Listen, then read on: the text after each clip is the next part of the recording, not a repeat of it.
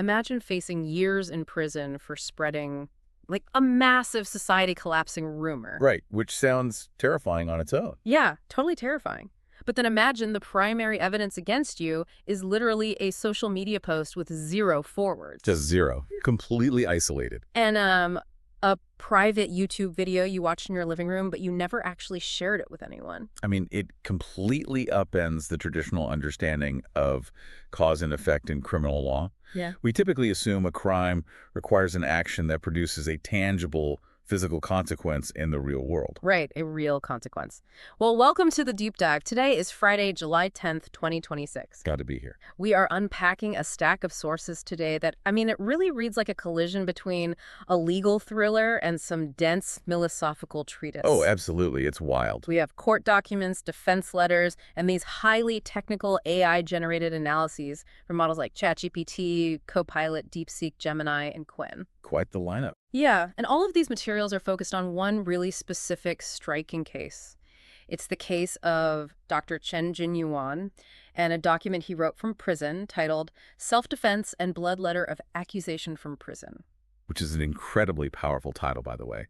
And the mission of this deep dive today is to really map the ultimate boundaries of information. Yeah. We're looking at where exactly the line is drawn between a legal rumor and a personal emotion, or maybe a piece of symbolic art, or even just a debated academic theory. Because those lines get very blurry, very fast. Right. And perhaps most crucially, we're examining what happens to the semantic foundation of a society when a legal system deliberately blurs those lines. Now, before we jump into the actual mechanics of this case, I just want to give a quick disclaimer to you listening. The sources we're analyzing today, they touch on some highly politically charged themes regarding the Chinese judicial system and specific political figures. Definitely. But our goal today is not to take any political sides or to, endorse the viewpoints within these texts. We are treating this as a pure case study in information theory, linguistics, and the philosophy of law. Exactly.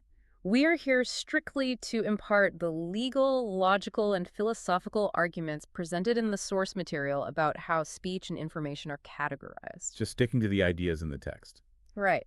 So, to set the baseline here, Dr. Chen Jingyuan was charged by Kunming judicial authorities with an offense known as picking quarrels and provoking trouble. Which is a very specific legal framing. Yeah, and in this specific jurisdiction, that charge is frequently applied to the act of spreading false information or rumors online. Right.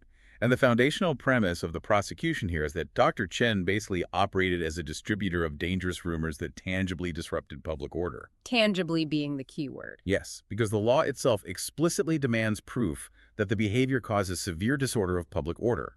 It requires a measurable negative impact on society. Which brings us to the evidence, and honestly, the detail that makes this case so unusual. Dr. Chen had fewer than 100 followers on his social media accounts. Less than 100. Less than 100. Yeah. And the vast majority of the posts cited in his indictment had 0 forwards. Like, literally 0. None at all. And the authorities even introduced his private Google and YouTube watch history as evidence of his intent. His watch history, it's staggering. Right. It's like getting arrested for window shopping in a bookstore just because you glanced at a controversial book. That's a perfect way to put it. But, okay, let me play devil's advocate for a second here. Surely the authorities must approve he actually caused some sort of public chaos, right? Because just watching a video isn't spreading a rumor.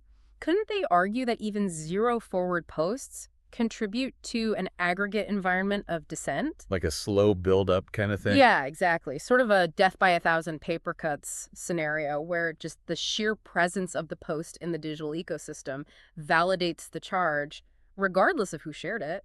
Well, what's fascinating here is that the AI analyses of the case completely dismantle that justification. They do it by looking at the mechanics of complex network theory. Okay, network theory. Right.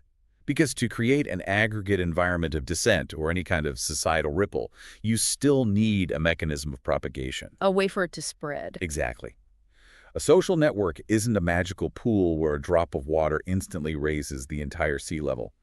It relies on what network theorists call structural holes and interconnectivity. Oh, interesting. Yeah, a node, which in this case is Dr. Chen's account, needs a specific threshold of highly connected followers to bridge the structural holes between isolated clusters of users. I see. So it's like trying to start a forest fire by dropping a single match on a concrete sidewalk. On a concrete sidewalk, yes, exactly. The fuel, like the interconnectivity of the followers, simply isn't there to catch the spark, let alone carry it to the forest. That captures the physics of it perfectly.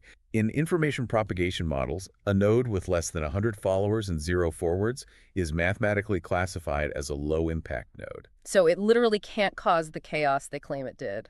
Right. It lacks the network topology required to trigger a cascade. By prosecuting a 0-forward post, the legal system just bypassed the requirement to prove actual physical consequences. Wow. They substituted the mere presence of the information on a server for the impact of the information on society. They basically removed cause and effect from the legal equation altogether. That is wild. But Dr. Chen didn't limit his defense to just network topology and follower counts, did he? No, not at all. Because according to the documents, he constructed this incredibly dense epistemological framework right from his prison cell. Which is an amazing feat in itself. Yeah, he took all the evidence the police gathered and separated it based on what kind of information it fundamentally was. He basically pointed out the philosophical absurdity of labeling all of it as a rumor. Right. He attacked the underlying definitions used by the prosecution. Yeah. A legal rumor, at its core, requires a falsifiable fact. Okay. It has to be a claim about the objective world that can be proven false through empirical evidence. So let's look at the first thing the courts lumped into this rumor category. The documents show they included subjective emotional expressions and symbolic art. Art and emotion. Yeah, the sources note Dr. Chen posted a picture of memorial candlelights. And in another instance, he posted a sigh of frustration over a Huawei chip ban. A literal sigh of frustration. Right. He also shared a satirical cartoon of someone kneeling and a drawing of an umbrella girl. And see, labeling those specific things as rumors commits what the philosopher Gilbert Ryle defined as a category mistake. A category mistake? What is that exactly? Well, to understand this mechanism, Ryle used a famous example.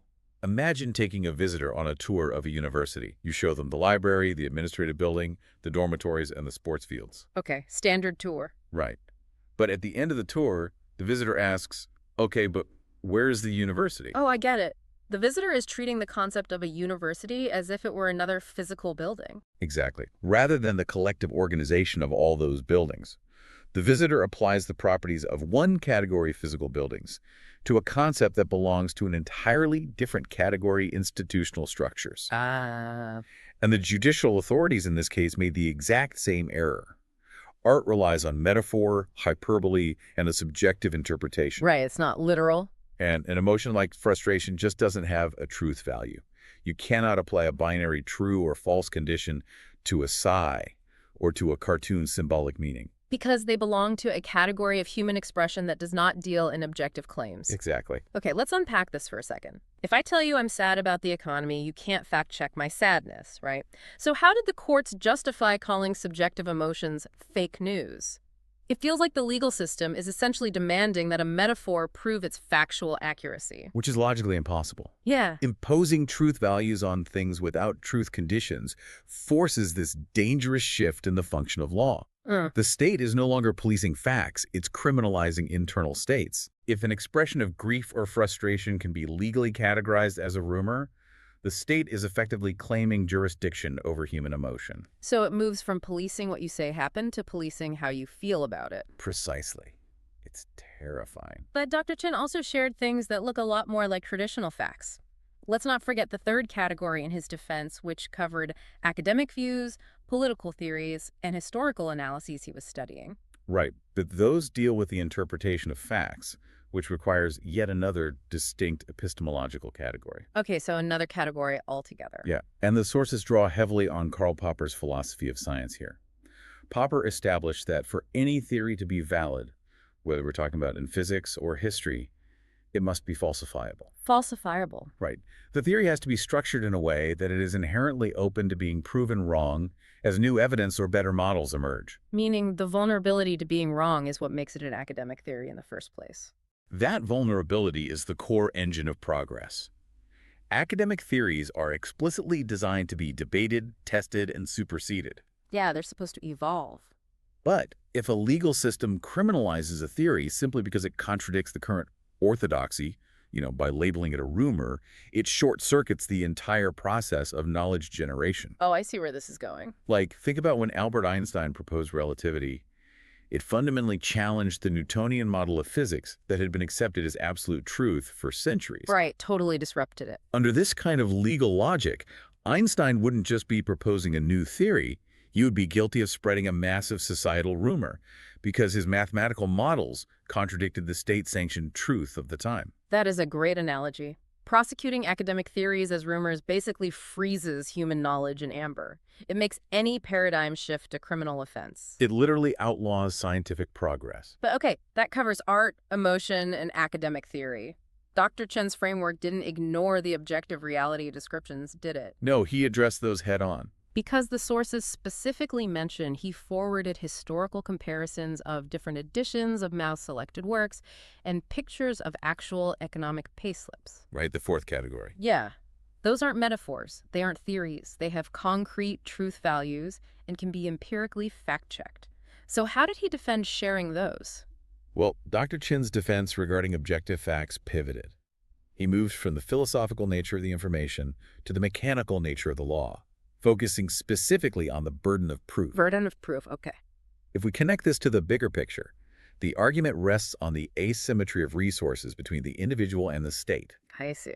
Dr. Chen argued that an ordinary citizen just does not possess the financial resources, the investigatory power, or the legal obligation to act as the ultimate arbiter of truth for the internet. Which makes total sense. If you see a picture of an economic payslip that looks legitimate, you don't have a forensic team to verify its authenticity before you interact with it.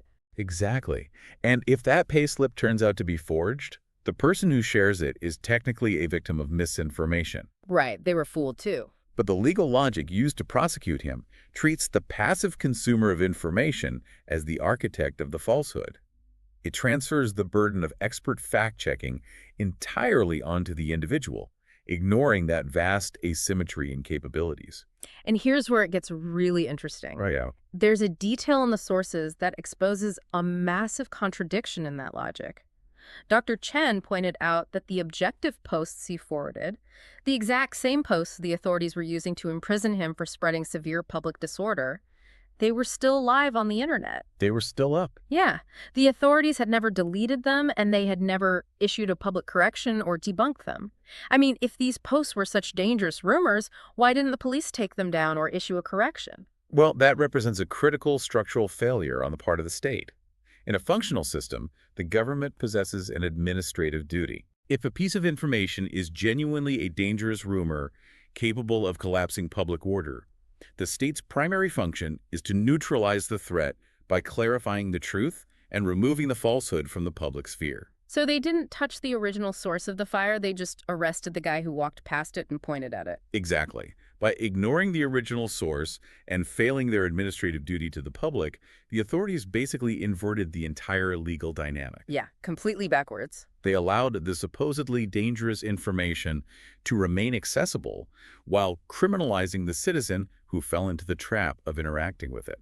It strongly suggests the structural goal isn't to protect the public from false information. No, it's something else. Right, it's to weaponize the ambiguity of information against the individual. And that weaponization brings us to really the most concerning conclusion in these sources. The AI-generated analyses from DeepSeek and Gemini, they emphasize that this isn't just an isolated miscarriage of justice for one guy in prison. No, it's much bigger than that. It represents a systemic degradation of how a society functions at a linguistic level. Because the bedrock of any legal or social system is semantic stability. Right. Words must have fixed, agreed-upon meanings to function as a tool for justice. Judicial language is inherently descriptive. It observes an event in the real world and applies a pre-existing legal definition to it. But in this case, the legal system is using the word rumor to describe a private YouTube viewing history or a picture of a candle. And when judicial language abandons its descriptive function, it begins to manufacture reality rather than reflect it. Manufacture reality, that is a heavy thought. The court forces reality to fit the label. And when a powerful institution systematically destroys the shared understanding of words, the foundation of knowledge crumbles. Because you can't agree on what anything means anymore. Exactly. If a historical document, like the different editions of Mao's text we mentioned, can be arbitrarily criminalized as a rumor, history becomes impossible to study. The primary sources themselves become illegal contraband. And if sharing economic data like a payslip is treated as spreading a rumor, you effectively outlaw the social sciences. Yes. I mean, you can't analyze a society's economy if just looking at the data risks a prison sentence. The ultimate casualty in that environment is curiosity. The legal logic constructs a framework where the passive consumption of knowledge is an inherent liability. Which is exactly why this matters to you, listening to this right now. The underlying mechanics of how information is controlled and categorized are universal. It affects everyone. Yeah, every time you bookmark a controversial article to read later, or you like a sarcastic political cartoon, or you forward a statistical chart about inflation to a friend. Just normal, everyday digital behavior. Right, but under this specific legal architecture, the system views you entirely stripped of your intent. It doesn't matter if you saved the article to debunk it or you just like the cartoon for its art style. The interaction itself is the crime. The intent is completely erased. The law views you not as a curious citizen trying to make sense of the world, but as a potential criminal node in a network. The case really serves as a massive warning about the vulnerability of legal frameworks. When linguistic definitions are hijacked, the law can very easily pivot from policing destructive actions to policing independent thought. We've covered some really dense territory today. We started with the mathematical mechanics of network theory, exploring how a node with zero forwards just lacks the structural connectivity to cause a societal cascade. Right. We navigated Dr. Chen's epistemological defense, using Gilbert Ryle's category mistake to separate falsifiable facts from the subjective realms of emotion and symbolic art. The whole university tour analogy. Exactly. And then we looked at Karl Popper's theories to understand why criminalizing academic debate freezes human progress. Can't have Einstein going to jail for a rumor. Right. And finally, we examined the institutional danger of a state abandoning its administrative duty to clarify truth, choosing instead to invert the burden of proof and punish citizens for interacting with information. Yeah, and the analyses we reviewed relied heavily on current complex network models to prove that a post with zero forwards physically lacks the topology to cause harm. Right. The math proves it. The math protects the individual because the action didn't result in a tangible consequence today. But consider where predictive technology is heading. Oh, yeah. I want to leave you with a final thought to mull over regarding that technology.